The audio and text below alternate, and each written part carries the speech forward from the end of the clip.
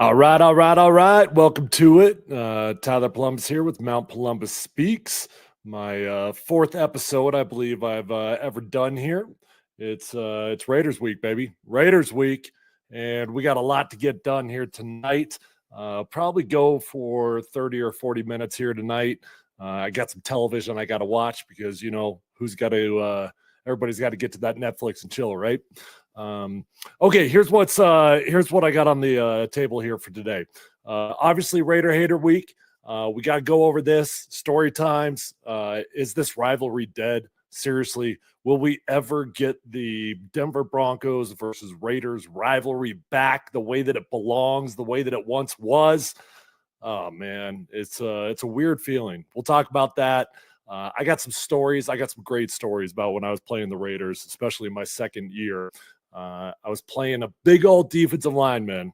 I'll tease it here. I'll save the story here for a little bit later. But big old defensive lineman, and I got a face full of grown man ass right in my face. Bare grown man ass right in my face. That's what I got in the Raiders game. I'll tell you that story. Got another great story involving me and Brandon Marshall, the wide receiver. Ended up on NFL Films because Brandon didn't tell me that he was mic'd up. That's a no-no. You're supposed to tell your teammates when you're mic'd up so that they know. I ended up on NFL Films unknowingly. And then lastly, we'll go over the key matchups for this game. Obviously, this is an important one. I'll break down what's going on, all the dysfunction out there in Vegas right now. How do the Broncos match up against the Raiders? So on and so forth. So before we get going, appreciate all of you guys that are tuning in right now. Got about 100 people that just jumped on. I bet we get up to 1,000 before this thing's all said and done. Going to take a quick second here to plug myself. Mount Columbus Speaks is a brand new podcast, just getting this thing rocking and rolling. We're going to do a lot of cool things on here. We're going to do game film breakdowns. I'll show you the actual film. I'll do some lines, do the circles, do all the above, show you who's playing well. Obviously, I'll keep you up to date on all the daily news, and I'll be on your screens a lot, quite a lot, I hope, if all things go as planned. So that being said, I'm on Apple Podcasts, I'm on Spotify, and we're on YouTube. YouTube's the one that I'm really trying to push right now. So if you would please do me a favor, go over to YouTube right now, subscribe to me. The link is in my bio for at Mount Columbus. I'm actually doing a really cool giveaway on Twitter right now. If you haven't seen, go scroll through my timeline. I'm giving away a signed football. Matter of fact, I'll show it to you somewhere. Here we go. I'm giving away a signed football right here from the 2015 season. Full team signed football. Payton Manning's on there. CJ Anderson, everybody's on there. All you got to do is go to my YouTube, subscribe, retweet that tweet, and follow me on Twitter. And somebody's going to end up with a full team signed football. It's a pretty cool giveaway. So do me a favor, get on YouTube right now, get subscribed. And get interactive with me during this podcast here because I want to hear all your guys' stories as well from your youth growing up, watching the Raiders, what it meant to you, just anything that you got from your memories of when this rivalry used to be at its prime. All right, let's break this sucker down. Let's get rocking and rolling. Raider Week, Raider Hater Week. Man, before I get going, I'm sorry. I said I was going to start. Before I get going. Got my Chuck Nasty shirt on, Charlie Blackman, my Spirit Rocky, Ugly Beards Unite, Chuck Nasty, hell of a career, my friend, hell of a career. Congratulations to him. I thought the Rockies did a tremendous job of sending Charlie off in his last couple games there, got all his family involved. He got a hit, put him on base. They pulled him out. So his last memory as a Colorado Rocky was getting a hit. That was a cool deal. So anyways, just want a quick shout out to Chuck Nasty there. This is my favorite Rocky shirt. Matter of fact, it's my only Rocky shirt. I'm not going to lie. All right, Raider Hater Week. Man, when I was growing up, well before I got into the league, this game freaking meant something. I know you guys remember it. I know you guys remember when this game meant something, when it was nasty, when it was ugly, when the Raiders were at their best, when the Broncos were at their best, when Mike Shanahan got wronged, when Al Davis fired Mike Shanahan and refused to pay the man his money, and the team wanted to go give it to the Raiders because they knew that their head coach was wronged. And the fan base hated him. The players hated him. The Raiders hated the Broncos. The Broncos hated the Raiders. And it was a great matchup. And when I got into the league, I remember that feeling well, going out to Oakland and, getting down there with all the crazy bodies and the face paint and the spikes on the shoulders and everything else that was going on. It was a cool experience, man. It was a really, really cool experience. And there weren't a whole lot of games like that in the NFL. In college football, rivalries are everywhere. In the NFL, they're really kind of hard to come by, especially from the players' point of view, because players are a bunch of mercenaries that bounce around from team to team. Every guy's going to end up playing on 4 or 5 teams over the course of their career. And so it's hard to develop that hate that you have like at the college level because you play the same guys over and over. And in the NFL, it's just different. But this game always was something extra. And God, do I miss that. How about this for a sad stat? The Las Vegas Raiders, since they've been in Vegas, they've beat the Broncos every freaking time they played them. 8 straight times the Las Vegas Raiders have beat the Denver Broncos.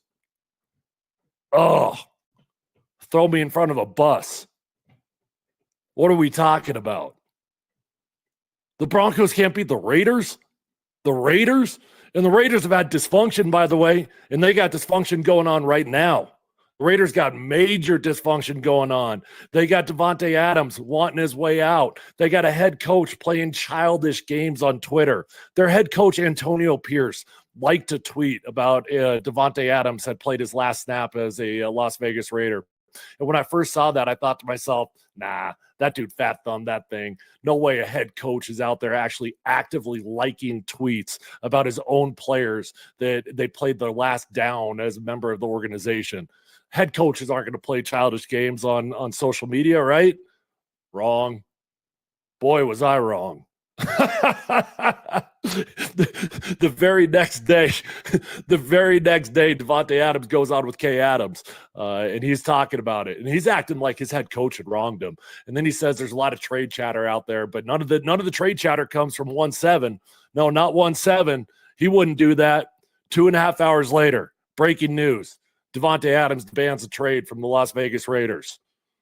Okay, whatever. I'm here for it. I'm here for all the drama. Apparently, the head coach is playing childish games. Apparently, Davante Adams is faking an injury. He had a hamstring injury last week, and that hamstring injury now, that's not looking too authentic, is it? I'm sure he'll be out again this week. I don't know if Davante Adams is in the building or not right now. I hope he is. I hope he's on that training table getting his hamstring worked on, complaining about the organization to all his teammates. Nah, you guys got to get out of here too. You got to get out of here. I hope that the head coach, Antonio Pierce, has to go across Davante Adams in the hallway this week. I'm here for all the drama. Max Crosby is banged up. One of the best pass rushers in the NFL. He's got a high ankle sprain, missed last week's game. He hasn't practiced yet this week. He might play in the game. We'll see. But even if he does play in the game, he's banged up. So that's good. Their best wide receiver's out. They might make a change at quarterback. Last week, they publicly said that they might make a change at quarterback. They ended up sticking with Gardner Minshew. But we'll see what kind of changes they make this week. But my point is, there's dysfunction all over the place inside the Raiders organization. Now is the frickin' time to get the monkey off the back for the Denver Broncos. It's time to beat the Raiders. Seriously, coming off 2 great road wins for the Broncos. Offense led a lot to be desired last week. That's all right. That's all right. Had a great week the week before in Tampa Bay. You got the win in New York. That's all that matters. It's a tough place to go get a win right now. New York's a pretty good football team. They got dysfunction also. Actually, they got more dysfunction than the Raiders right now. But it's still a good football team. They had a Hall of Fame quarterback. So you're coming off 2 good wins. And now you got an opportunity to go get 3. The Raiders are a beatable football team right now. This is a football team that you can beat. And I want them to go do it with a freaking passion, man, because I want this rivalry to come back. I want it to come back. Do me a favor. We got a bunch of comments coming in on the text line here, whether that's from YouTube or Twitter Live, wherever you're watching right now. Send me in your stories, your favorite rivalry stories. Tell me about when you had a moment with a Raiders fan as a kid, your mom, your dad, your parents. What did it mean to you? Joe, Broncos fan first, Raider hater second, even above the teams I'm a fan of in other sports or other levels. So that means he hates the Raiders more than other teams he likes in other sports, I think. I'm not a very smart man. Man, you know what's sad about this? I got to admit it, man. I'm a part of the problem.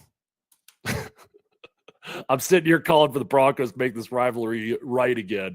And I'm a part of the problem, man. If I'm being honest, I don't hate the Raiders as much as I hate the Chiefs anymore. I don't. I hate the Chiefs so much more than I hate the Raiders. God bless it. The Chiefs are sleepwalking through the NFL right now, and they're 4-0. Travis Kelce can't catch a ball. He's fat and out of shape, and he's traveling all over the world with Taylor Swift. Patrick Mahomes seems a little bit off. They're sleepwalking, and they're still 4-0. And of course, they're going to figure it out. And of course, Travis Kelce's going to get in shape. And of course, he's probably going to get 3 touchdowns when they play the Broncos. But my personal hate right now is for the Chiefs because they're on top of the world. The Raiders have sucked for a long time. The Broncos have sucked for a long time.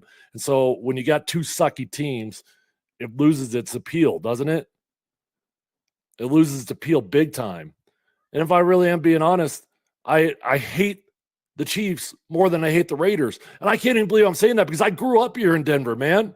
I grew up on these streets going to the Super Bowl parades. When I got to go to my own parade in 2015, I was standing on the stage that I was looking at my heroes on when I was a little kid. I was in those parades. I had a pretty damn unique career getting to grow up here and play here. And I know what this game means against the Raiders. And even I feel like it's lost its appeal. Gosh, dang it. What's it going to take to get them back on track, man? Mike DeBerry from Albuquerque.